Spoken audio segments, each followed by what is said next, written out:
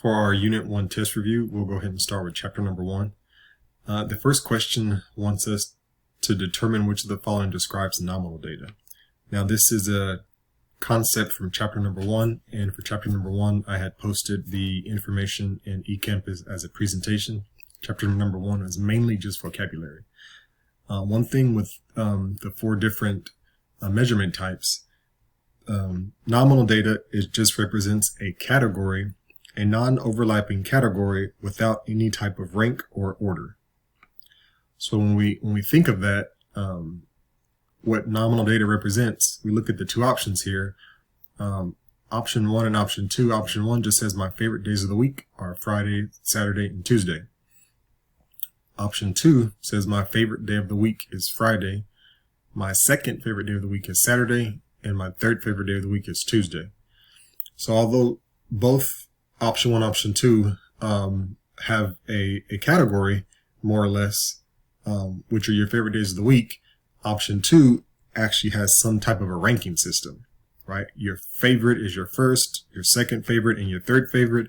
That's a ranking system. So only number 1 would apply. For question number 2, still in chapter 1, says which of the following describes qualitative data. When we think of qualitative data, this is non-numeric data, generally data that is observed in some way. It's either observable data, and it's non-numeric data.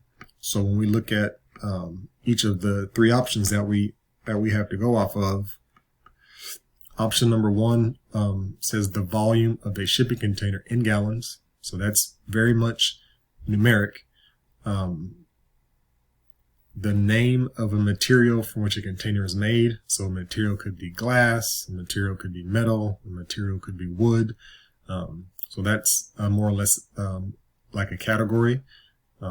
Also observable. I can observe glass, I can observe wood, I can observe plastic. And then the shape of a container. A container can be spherical, a container can be cubical, a container can be rectangular.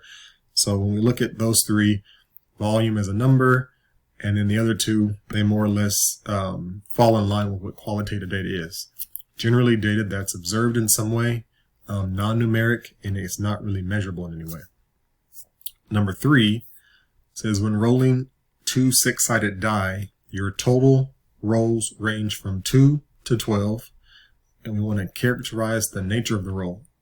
So first we have to think about what numbers could we get when we're rolling the die, when we're rolling 2 6-sided die.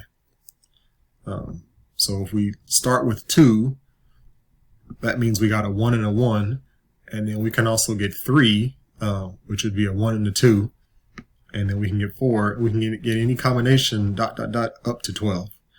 So now we talk about some other vocabulary from chapter 1. The difference between qualitative in the previous question we know is non-numeric.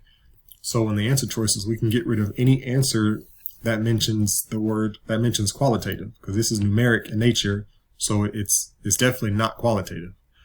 And then the other piece is it continuous or discrete? So the difference between continuous and discrete, continuous data is generally data that can be measured. So your height is continuous because you measure height. Your weight is continuous, you measure weight. Time is continuous, you measure time. Discrete data is more or less data that's countable.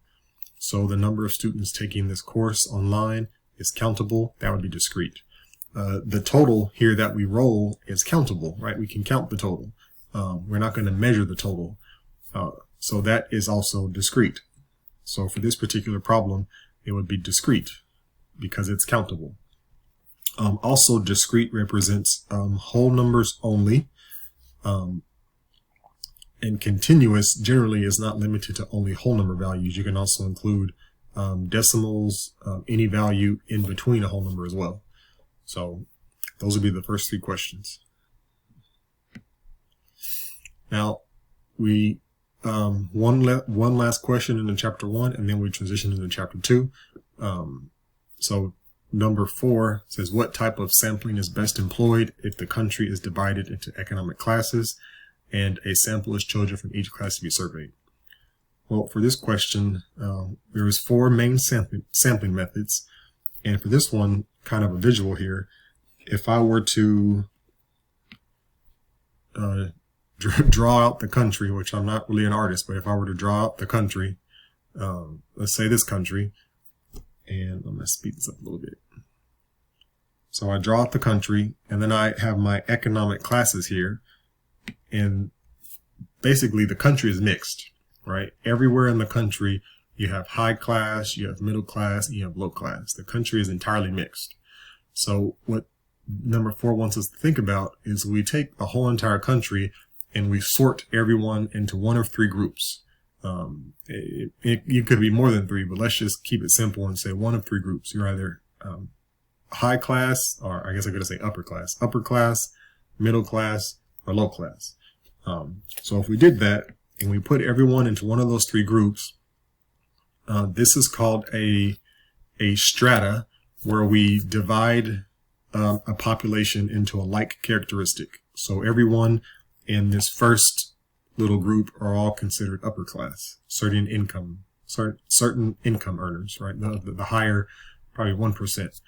And then middle class would be anyone who earns between whatever the next level is that's been indicated in the reason for the survey. And then low class, whatever the cutoff is for that. So everyone in this first band have a similar characteristic, which would be the amount of money they earn. Same thing with the median and then the low. And then from each of these groups, you take out a sample. And that sample is reflective of the group that it came from. So if there are not that many people in the high class group or the upper class group, then you'd have a relatively small sample compared to the others from that group. With this type of sampling method, you want to ensure that each type of situation is counted in your overall sample. So we have a few dots from the high, a few more dots from the medium, and then more dots from the low.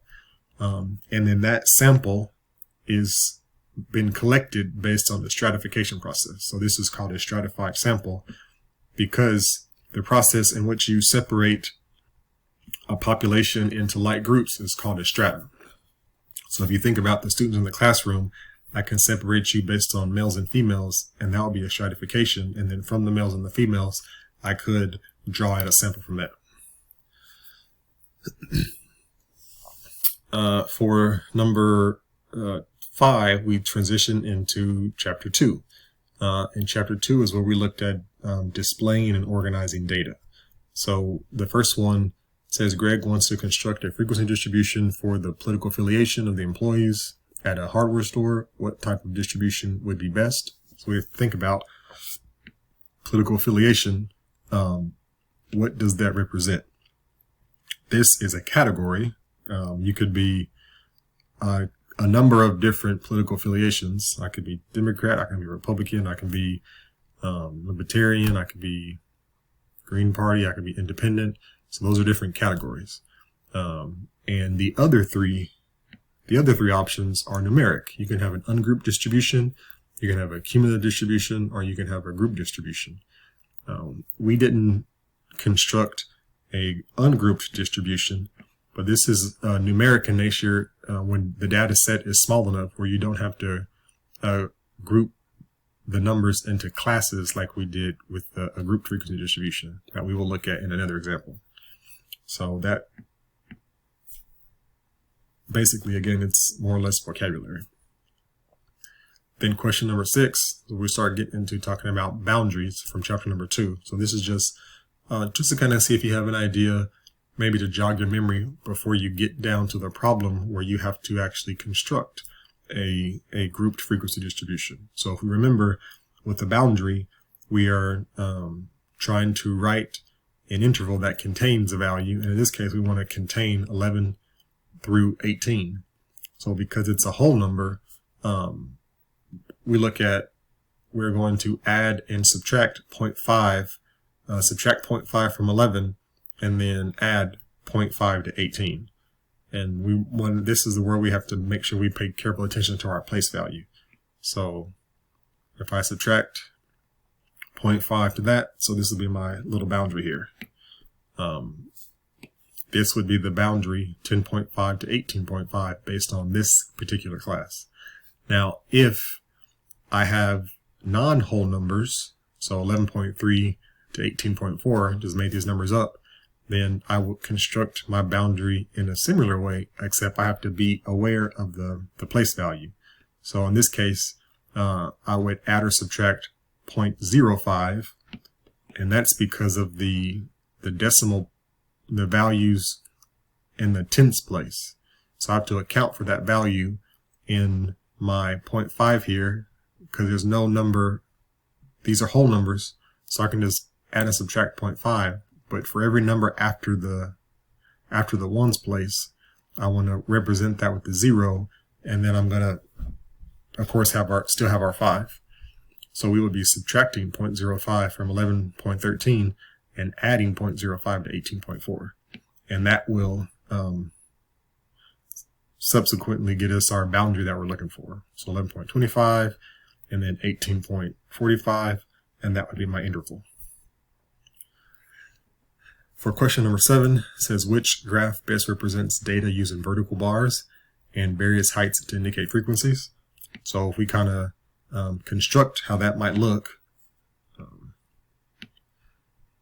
we have our vertical bars, which are placed over the class boundaries, and we have our frequency placed on the horizontal axis, and we think, what looks like this based on what we talked about, and this is a classic example of a histogram.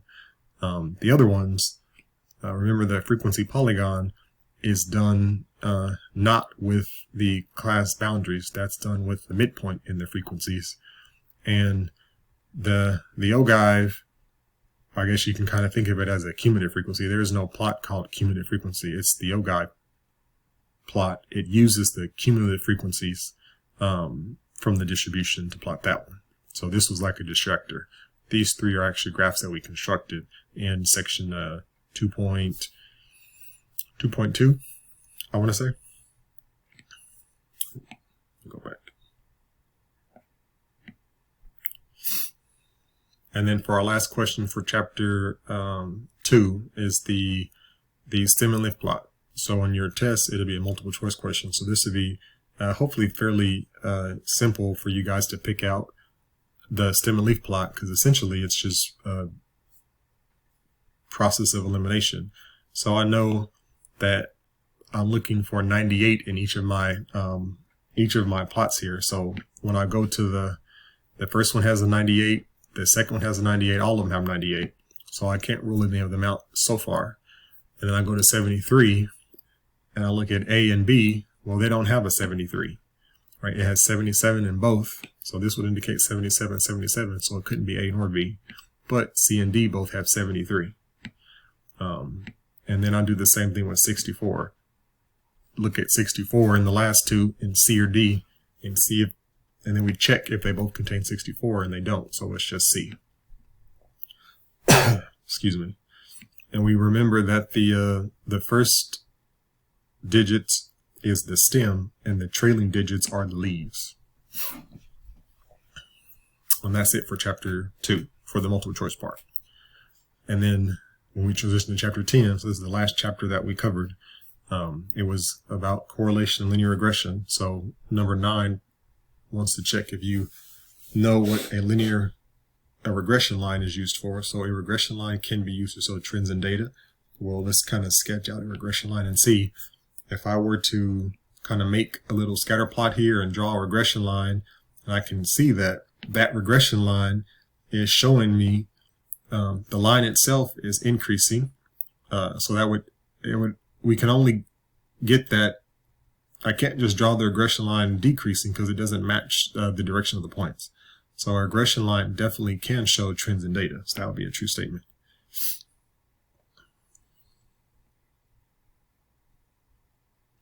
And then for number 10, to keep that process of a regression line going, it says the regression line was calculated as y prime equals 9.7 minus 3.2x, and the slope of the line is negative 3.2. Well, we have to remember that our regression line equation, y prime equals a plus b times x, where the value of A is the y prime intercept and the value of B is the slope. So that's a true statement. Go back. That's a true statement because this is the value, which is the coefficient of x in this equation. And then number 11 says the equation of a regression line is y prime equals 4.2 plus 13.2x. What is the y-intercept, or what is the intercept of the line? Well, that would be the 4.6. That's our y prime intercept.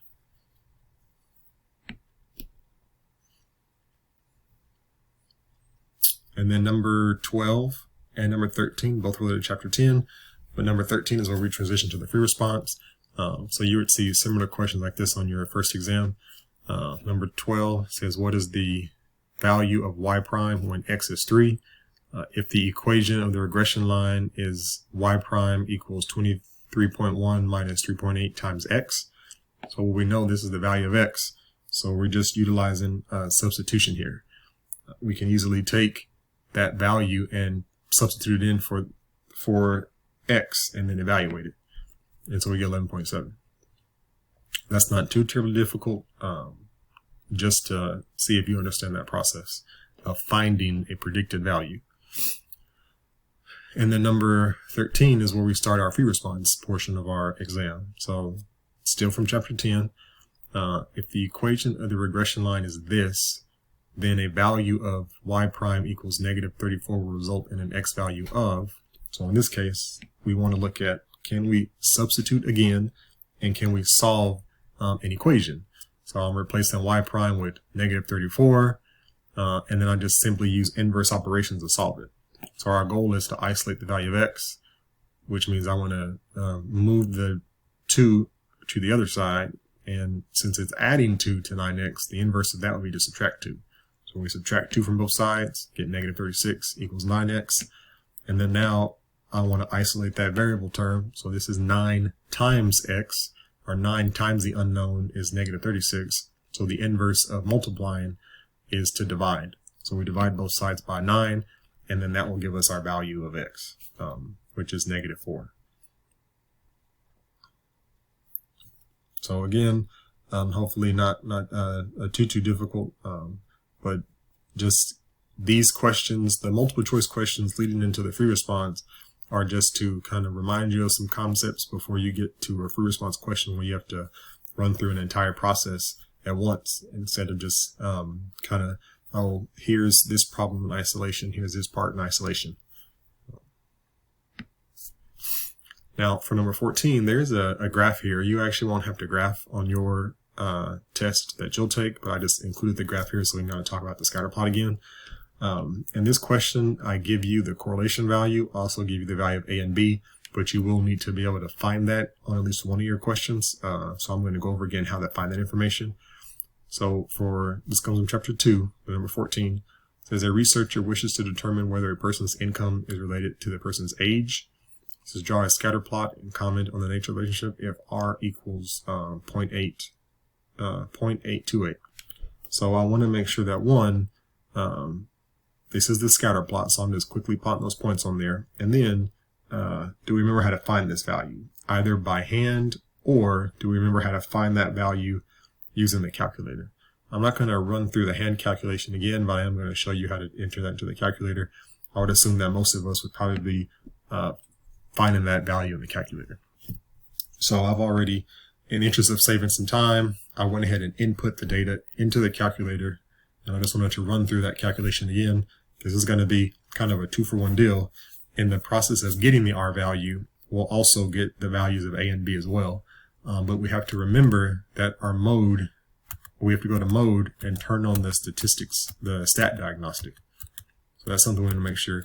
As long as you haven't, like I reset the calculator, so mine went back to off. But if you haven't reset your calculator, it should be fine. It should still be on. But if it's not on, then we want to turn it back on. And we go to stat, we go to edit, make sure we can enter our data into the list. L1 is for X, L2 is for Y. Go back to stat, go to calculate, and number 4, linear regression, is the one that we want to choose, number 4. We don't have to change X list or Y list because, L1 is where we typed in the X data, L2 is where we typed in the Y data, and we just go down and calculate. Now we have the value of R, which is a correlation coefficient, 0.828. And then we have the value of, and in here it gives us A and B, but remember those two things were swapped around, but we'll get back to that. So that R value should match here. So I just took the first three numbers, and that's going to tell us the strength of the relationship. We can tell by the scatter plot, we can comment on that, and we can tell that this is pretty much a positive relationship, because as the age increases overall, so does the monthly income. But this just tells us how strong that increase is.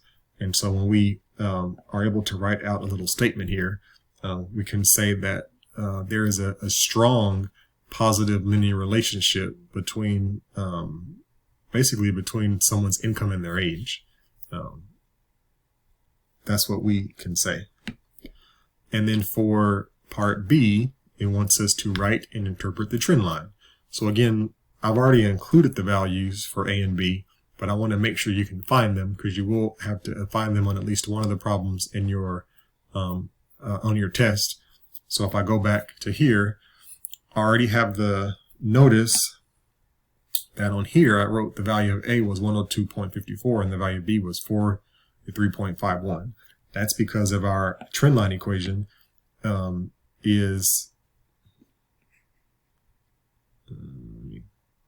that's because our trend line equation is y prime equals A plus B times X.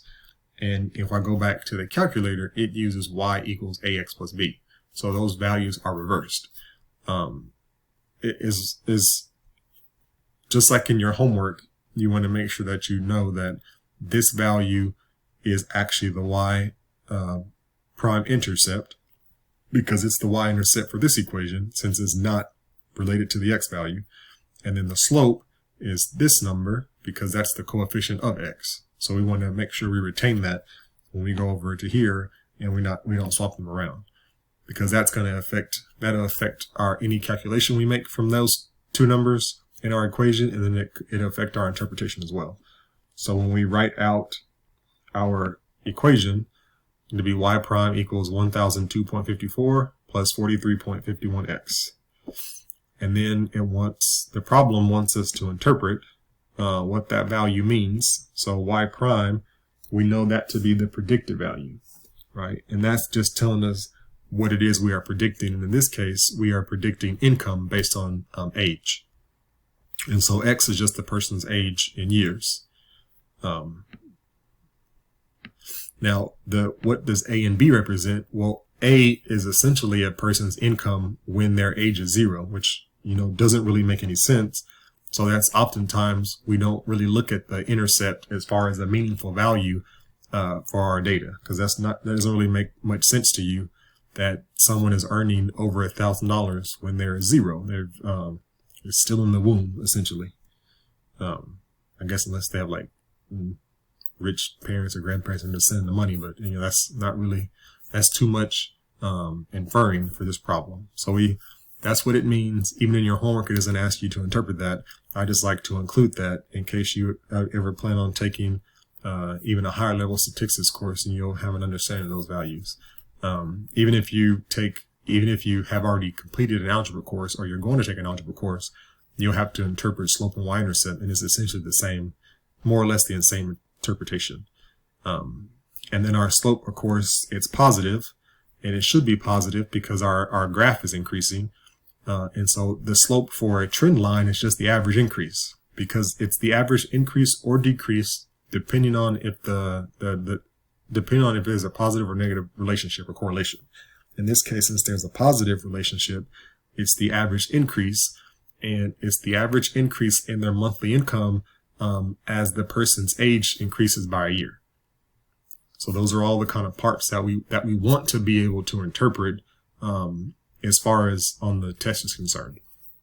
Now, you are taking your test online, so there is a somewhat of a limitation on what you can type into the program at eCampus.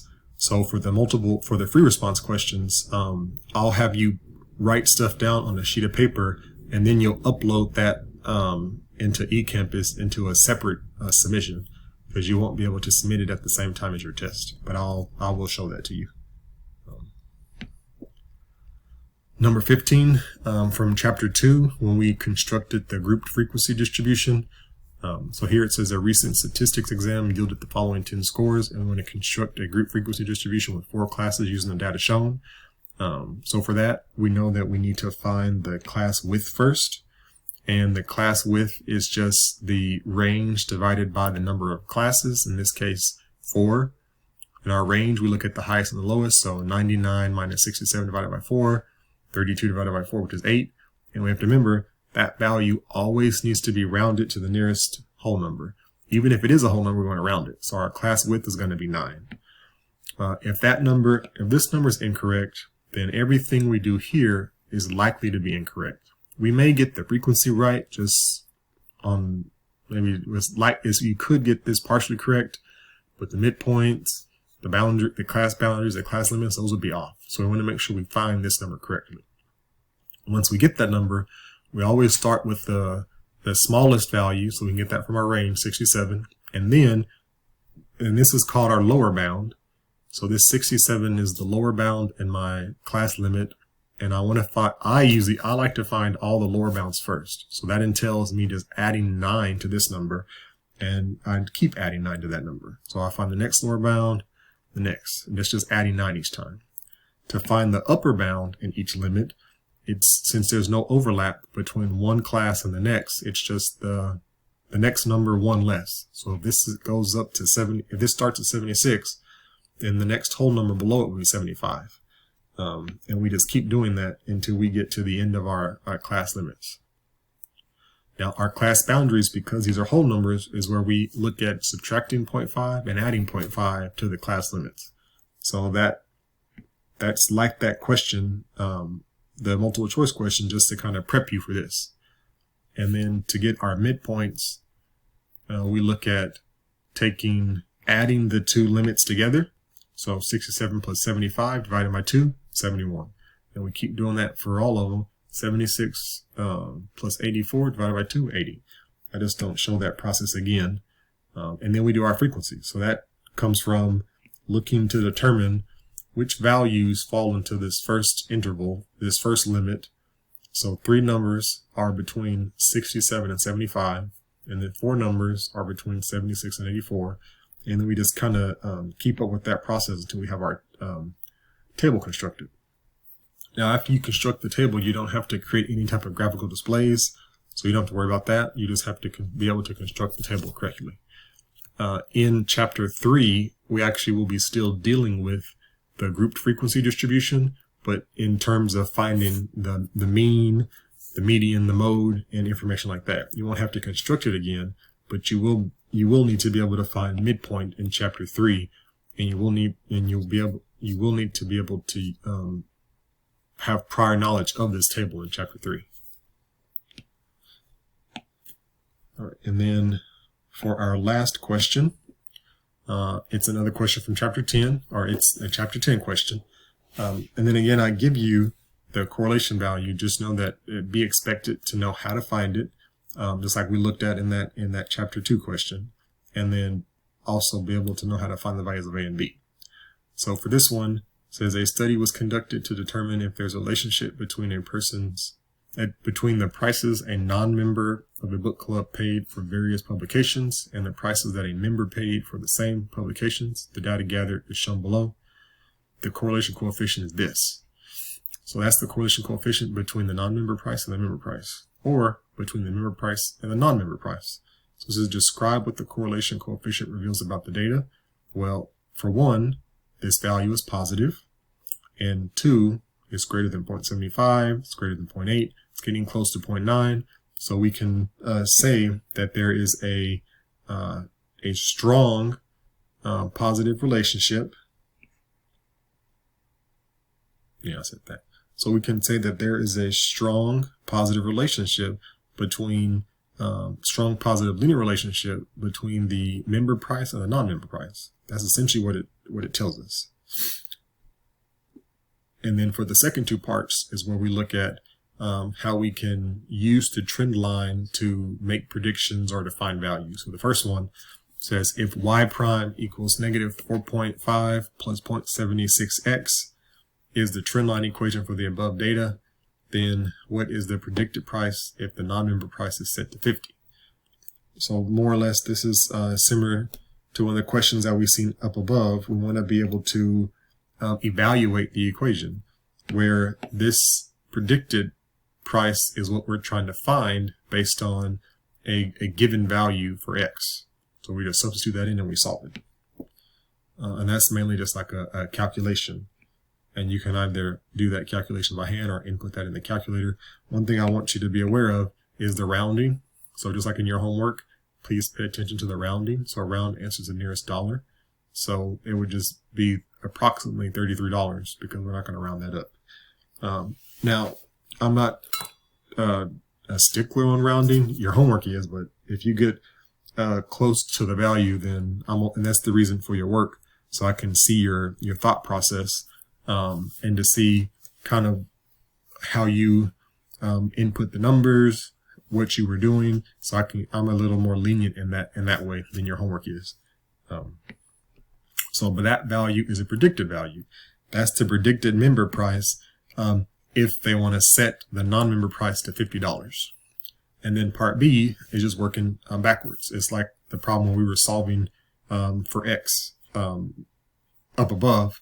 It says using the same equation from part B, what is the non-member price if the predicted price is $25? So now we're given the Y prime value and we want to figure out what should be the member price. Or what is the non-member price, what we're trying to figure out. So this just solved the equation. So if we remember, we want to isolate the X term.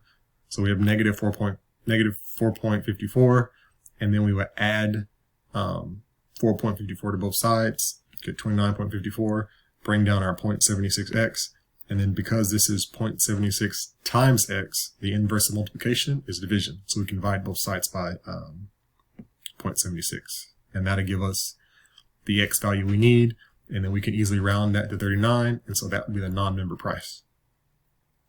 So I know that was, I like to pre-write everything out, so when I can talk through it, I just play and it kind of writes itself. Generally when I write and talk, the writing doesn't come out as neat, as you've probably seen in a few of the videos, so I try to at least write it out beforehand, which is what I did for this. Also saves time too. If you have any questions or concerns, please feel free to email me. I'd like to get back with you as quickly as I can. I did want to show you, hold on, let me pause this. Okay, I did want to show you so in eCampus, when you click on Unit 1, hopefully you've been able to access either my video lectures or the ones in Connect Math. If you scroll down, you'll see here's the review that I'm making the video over. It'll be posted in here as well. And then this is the link for the first test using the Respondus Lockdown browser.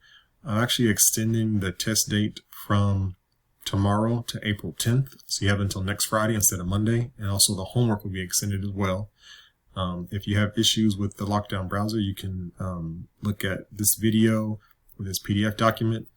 The work you submit will primarily be just for the free response questions 13 through 16. So you'll upload it here when you get done with the test. And that way I can look at your work, kind of compare things to the test that you take.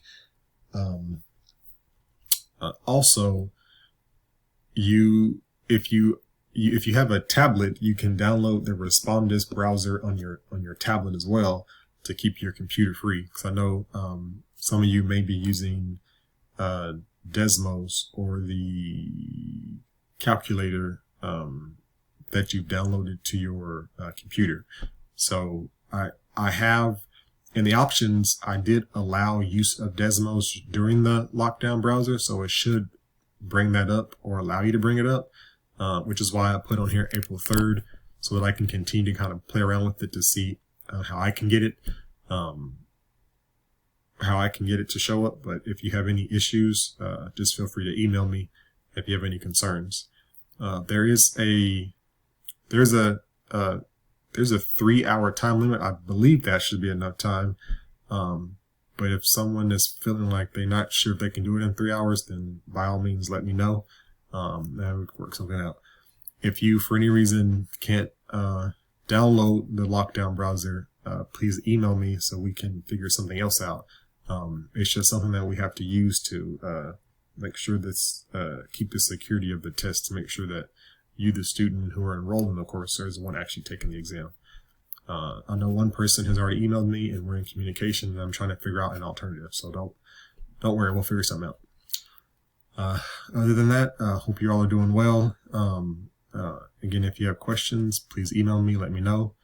I'm here if you need anything.